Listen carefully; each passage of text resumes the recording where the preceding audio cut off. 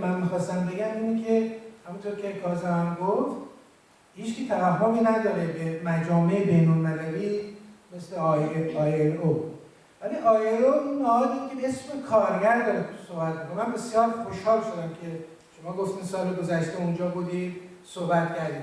بالاخره یکی رفته از جبهه کارگران، بدونید اونجا رفته حرف کارگرایی زده، اونا رو به چالش کشیده. متوجه؟ من بسیار خوشحال میشم. من میگم این فورس اینا صحنه‌های نبرد ماست. میتونه در دست سرمایه‌دارا باشه تمام و کمال، میتونه صدای از ما اونجا منعکس بشه دیگه. شما رفتین حرف زدین، به کار خوب کردید و من خیلی خوشحالم از این. کاری که ما میخوایم بکنیم حتی اگر موفق نشیم مثلا جمهوری اسلامی از سازمان جهانی کار اخراج بکنیم، بالاخره داریم میگیم اینا نماینده ما نیستن، نماینده کارگران نیستن. کارگرای صدای دیگه دارن، اکرم ها نماینده کارگران، کسایی دیگه بهنام ها نماینده کارگران ایرانن و این فرصه میزنیم توجه جامعه رو به این مسئله جلب میکنیم و بنابراین من فکر میکنم اینا خیلی مهم هستش که بهش توجه کنیم. حالا من اون چیزی که من فهمیدم از این بیانیه یا پلتفرمی رو که برای این شبکه همبستگی اجتماعی شما اینجا قرار کردم من به دقت مطالعه نکردم، ولی من فکر میکنم آغاز این سری فعالیت‌های بین اکتیویستایی که در کشورهای مختلف هستن یه شروع میشه. حالا به هر حال اینا رو میشه دقیق‌تر کرد، بهتر کرد، ولی یه شروعیه که ما بتونیم اون اهداف بلند مدت‌تر رو، یعنی همبستگی و کارگران رو در سطح منطقه رو بتونیم به یک طوری تامین کنیم.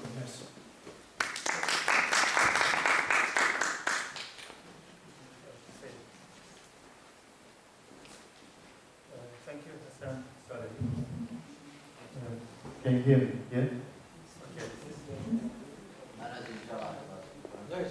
Okay, so I won't question. I'll just say briefly what Hassan said. He said that it's, you know, what Akram was saying about achieving workers' unity, which is important, and he absolutely agrees with that. But then he said, for example, when the Australian trade unionists declared solidarity with the workers' movement somewhere, like for example in Iran, that solidarity is not incompatible with workers' unity at a higher level. So you can have both. You can have solidarity, and even if you don't have a workers' unity at that level yet. And he said that he has no illusions about the ILO. But the thing is that organization has put their name of labor on itself. So, and we can put pressure on them to say that as an organization which calls itself, you know, to be at least in name, that's its declared name, and you can put pressure. And he said he was very happy that Akram was there and could be the voice of the workers there. And even if it is not possible to expel a state out of that organization, that is a form of pressure which is to be welcomed, and we can follow that. And then to have people like, put pressure on them to have people like Akram or his organization to be there. And he said he hasn't specifically read in detail the platform which Kazim proposed, but he sees that as a beginning of collaboration between actors in that very important region, the Middle East and North Africa. That's what the gist of what Hassan said. I just wanted to say, if there's no one, I just want to say a few words myself. I know we are all waiting to have lunch. We will have that soon. I want to talk about two aspects very briefly. One is about what Akram Nadir talked about the fight against Islamists and fight against capitalism. I don't see that as two separate things at all. Because capitalism in itself can be, fighting against capitalism can be a very abstract thing, you know. Because even in Iran, this Iranian regime, they say that they are on the side of the poor, they are anti-capitalist. Even the word capitalism, they don't use it. They say it's a bad thing. That's because of the revolution, you know. When they hijacked it, they call themselves, we are on the side of the people. They still call themselves revolutionaries, and they call us anti-revolutionaries, counter-revolutionaries. So saying that you are anti-capitalist doesn't show much, actually, you know. Because capitalism in itself, if you're finding in the real world, you have to come to the politics, to the real world. People, classes, organizations, institutions. So fight against capitalism translated into a material fight, it means fighting against the figures of today. Fighting against Khamenei is a fight against capitalism. If somebody says, I mean, we have workers' organizations actually in Iran who are, they say we are very anti-capitalist, but in their politics they are very reformist. They collaborate with the regime even, you know. So I think a very good indication of where an organization stands is whether they are truly anti-capitalist, they are truly socialist, is what their attitude is to the political representatives of the bourgeoisie and capitalism here today with their names. Are you against Khamenei?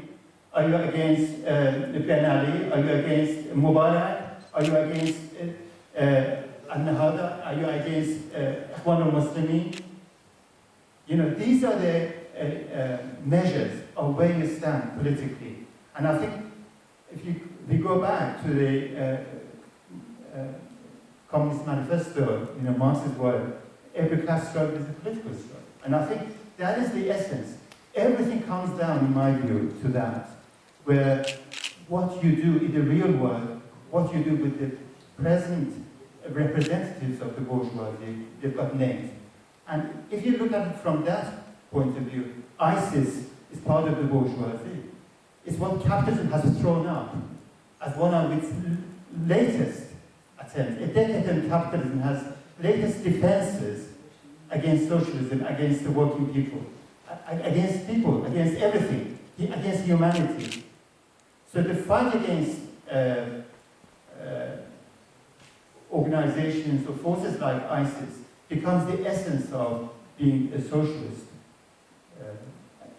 in the name of today. And just as in the 19th century, socialism meant fighting the political representatives of the bourgeoisie there and then, whatever shape they took. About the question of the ILO, I absolutely agree with that technical issue with Hatem raised, because all these states are part of the United Nations. By definition, they are members. If you expel them from the ILO, you have to expel them from the United Nations. Okay. So that blacklist is a sort of a more practical outcome if you can achieve. But as a number of others said, I don't see the campaign for the expulsion of the Islamic regime from the ILO as an end in itself. I see it more like a campaign, like a pressure. And it is as much against the Islamic Republic in Iran as it is against the ILO. Because we are saying, we are putting pressure on them. We are saying, you built an organization, which is of the United Nations, and we have been taking part as protesters for maybe 8 years. And every year we've gone there, we've found a way of going inside the ILO conferences, and we have gone onto the panel with our posters, pictures, and interrupted the speeches by the head of the ILO and said, what are these representatives of the Iranian regime, these murderers, doing here? That is an extremely important. We are not giving any credit to ILO. We are saying shame on you for allowing these people. And it is important to do that. As Kazem mentioned, with the fight against the apartheid regime, it is important to work for political isolation of these regimes and to put pressure on them. And it is, again, it comes down to political fight. It's a political fight. If we say, okay, they're all part of the capitalist regime, it doesn't make any difference. I'm not saying that, I can said that. I'm just saying that if you go that far, then you can't do anything. So then we remain just anti-capitalists in a very abstract way, not in the real world, fighting to change forces, to make a real change. So that's how I think this, going back to the Water Solidarity Initiative, again, I don't have, again, we have to see it in a context what this is. This is the first conference of its kind that we are having.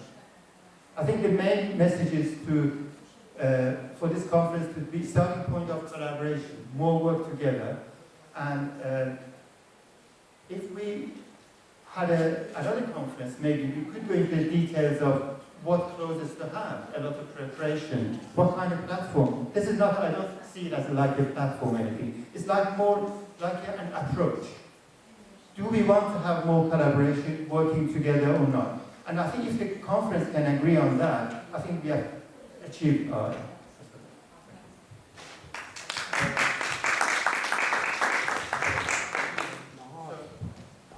Okay, so can I just ask, do we know what time the food is done? In 15 minutes. In 15 minutes? Okay. Yeah. If there's no one, I mean, we don't have. Okay, Cousin wants to say very few words at the end, and then we'll take a break anyway, just 10, 15 minutes before lunch.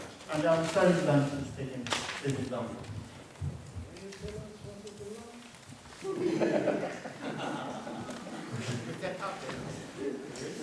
I like it. Yeah, besides what I said before about the importance of the struggle to expel the Islamic regime from ILO or from UN or from anywhere else, even to close down their embassies in different countries, I think it is important to have these campaigns everywhere. Besides this, I want to explain that why we have mentioned Islamic regime of Iran in this proposal. Because I think, or we think, that Islamic regime is the axis of, maybe I should use George Bush's word, axis of evil. Because you know, if we could, if we can overthrow Islamic regime in Iran, people by revolution, or by, I think all other Islamic reactionary forces are finished. Don't you think so? They are finished because Iran, Islamic regime of Iran, is axis of all reactionary Islamic movements.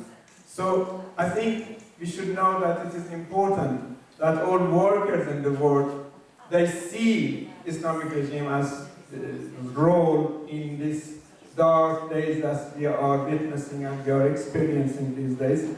So we should put pressure in this regime.